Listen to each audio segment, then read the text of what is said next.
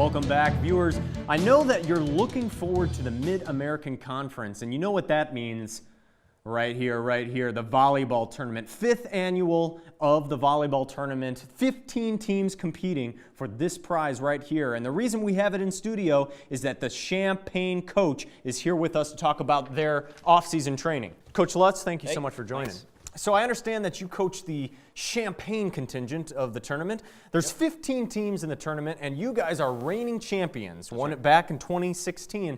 Can you tell us a little bit about what training in the offseason has been like for your team? Sure. Yeah. The team here is in an intramural league, and so they've been playing weekly. They practice weekly. I would say the training for the 2017 tournament started the day they got back from winning that trophy.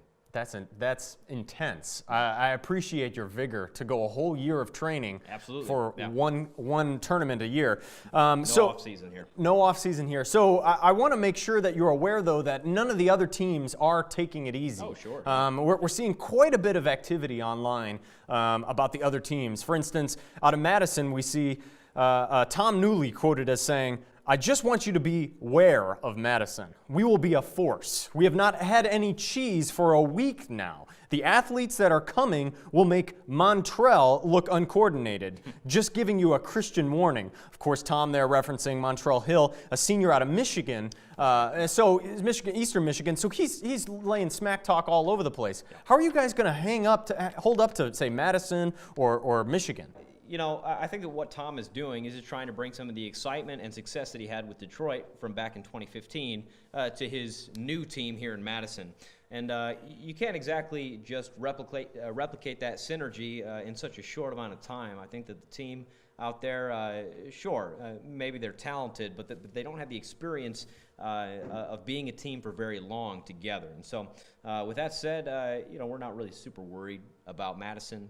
So why don't we also talk about this quote here from Jaron Singh. He says, "We've got a secret weapon this year, and he's looking forward to utilizing it." What, pray tell, do you think he's doing there? What is that secret weapon? Can you anticipate it? Well, he hasn't disclosed what it is, and I think that that's wise of him. But it's also a little vague, right? I mean, we're not super worried about whatever that might be. We've got secret weapons of our own, and so we're not worried about it. Well, one of those secret weapons that you might be referring to would be Alex Whittinger, of course, the Illini women's basketball player. But I do have a report here saying that her finger is currently broken. Does that break, say, so to speak, the spirit of your team to see such an athlete be suffering from such a vital component in the volleyball game?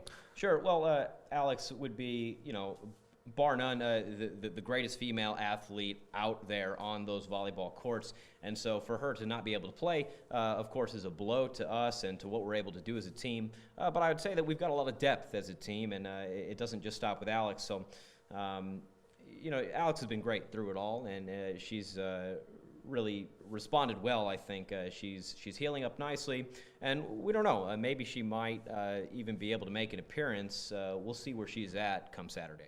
Coach, I got to get your comments, though, on this video circulating about the West Region Campus Ministry training up, trying to eat back at a win this year, because last year they were number 2. What are your comments on it? Well, I respect what they're doing. I respect that they were able to make it all the way to the finals, and sure, they did put up a good fight, but this video is just another attempt to try and get into our head, and it's not going to work. We've been training all off season. The team has really worked very hard in their intramurals.